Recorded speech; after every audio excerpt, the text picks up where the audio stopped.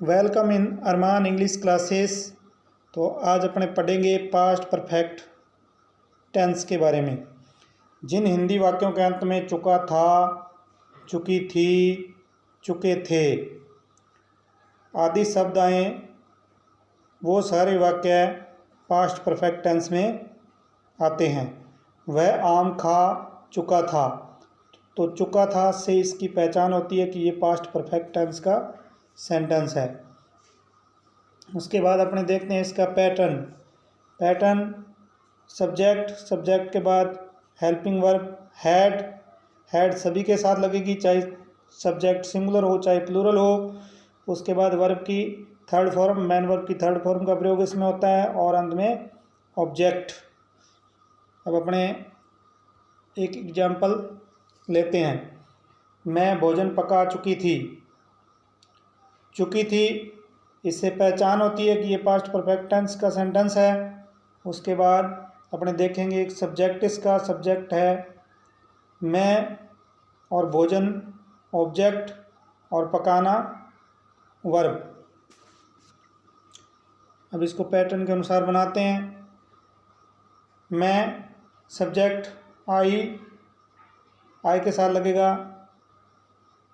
लगेगी had helping verb, और man verb की लगेगी थर्ड फॉर्म। पकाना होता है कुक, और कुक की थर्ड फॉर्म होगी कुक्ड, और भोजन FOOD food. I had cooked food, मैं भोजन पका चुकी थी। लेकिन इस टेंस के अंदर ये वाक्य कंप्लीट नहीं होता। इसको कंप्लीट करने के लिए इसमें आफ्टर और बिफोर और व्हेन आदि शब्दों का प्रयोग करते हुए और साथ में पास्ट सिंपल का प्रयोग होता है। तो ऐसा ही एक सेंटेंस भी देखते हैं। रेखा के आने से पहले मैं भोजन पका चुकी थी। तो पहले मतलब बिफोर। तो इसका जो पैटर्न है वो भी नीचे दिया है कि सब्जेक्ट के बाद हैड के बाद वर्ब की थर्ड फॉर्म और ऑब्जेक्ट, यानी कि इस तरफ होगा पास्ट परफेक्ट टेंस, और बीच में बिफोर, और बिफोर के बाद पास्ट सिंपल टेंस, यानी कि सब्जेक्ट प्लस वर्ब की सेकंड फॉर्म और ऑब्जेक्ट का प्रयोग इसमें किया जाता है। अब अपने इसको बनाएंगे। जैसे मैं भोजन पका चुकी थी, यह है पास्ट परफेक्ट टेंस का सेंटेंस। तो ये पहले लिखना है आई, जैसे अपने अभी बनाया था आई हैड कुक्ड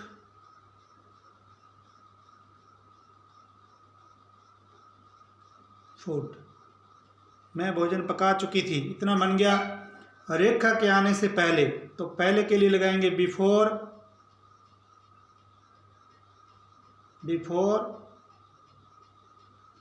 और सब्जेक्ट और वर्ब की सेकंड फॉर्म बिफोर।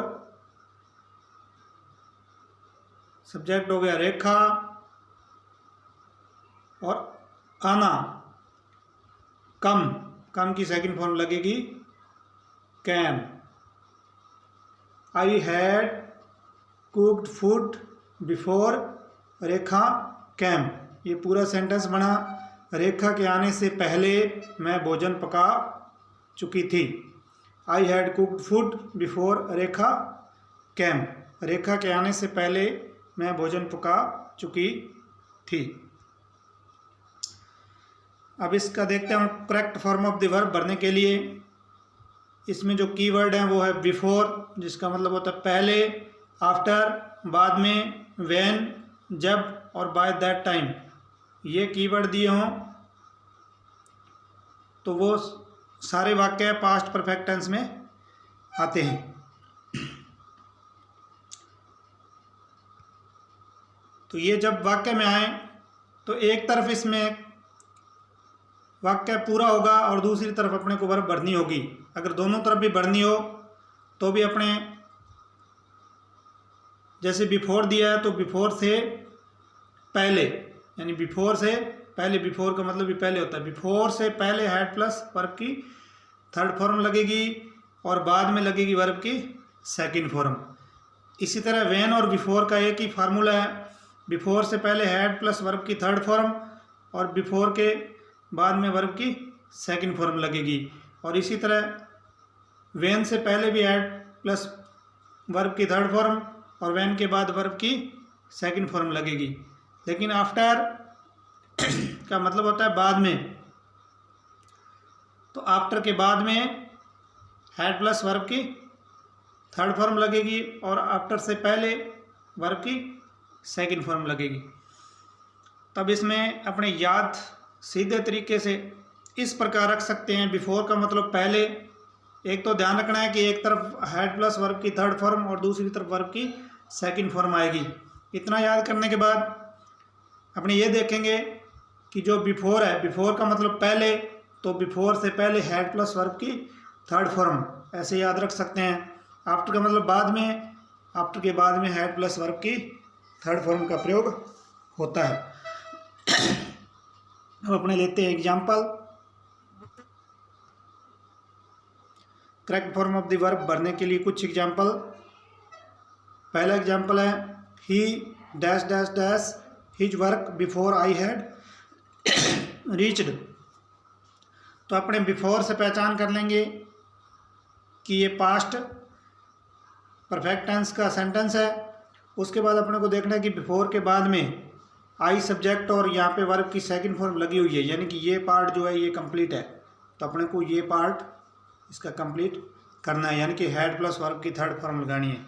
तो इसके अंदर जो हैड प्लस वर्ब की थर्ड फॉर्म वो है डी आंसर, हैड कंप्लीटेड। तो इसका जो डी आंसर वो सही है, he had completed his work before I reached. दूसरा एग्जाम्पल लेते हैं, they dash dash dash at home after he had eaten food.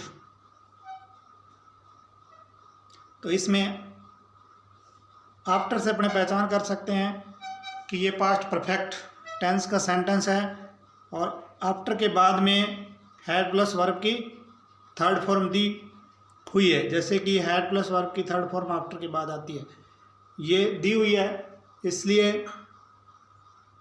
अपने को वर्ब की सेकंड फॉर्म इसमें भरनी है। तो इसका जो आंसर है वो होगा वर्ब की सेकंड फॉर्म, यानी कि रीच। इसकी मेन वर्ब है और उसकी सेकंड फॉर्म होगी रीच्ड। तो इसका जो राइट आंसर है वो है रीच्ड। तो इसके अंदर जो बी आंसर है वो सही है, they reached at home after he had eaten food, क्योंकि इसमें हैड प्लस वर्ब की थर्ड फॉर्म पहले से दे रखी है, तो वर्ब की सेकंड फॉर्म इसमें भरनी है। अब दूसरी बात ये भी है कि यदि एक तरफ वर्ब दी हो तो आप ये देख लो कि उसमें अगर हैड प्लस वर्ब की थर्ड फॉर्म पहले से दे रखी है, पहले तो ये कीवर्ड देखने तीनों ये दिए हों, तो ये देखना है कि हैड प्लस वर्ब की थर्ड फॉर्म दे रखी है तो वर्ब की सेकंड फॉर्म भर दो, और अगर वर्ब की सेकंड फॉर्म दे रखी है तो हैड प्लस वर्ब की थर्ड फॉर्म भर दो। अब जो कीवर्ड्स दे रखे हैं उनको नोट कर लीजिएगा, और उसके बाद ये याद रखना है कि बिफोर से पहले हैड प्लस वर्ब की थर्ड फॉर्म और आफ्टर के बाद में हैड प्लस वर्ब की थर्ड फॉर्म लगती है। और बिफोर और व्हेन का जो फॉर्मूला वो एक ही है, व्हेन से भी पहले हैड प्लस वर्ब की थर्ड फॉर्म और व्हेन के बाद वर्ब की सेकंड फॉर्म लगती है।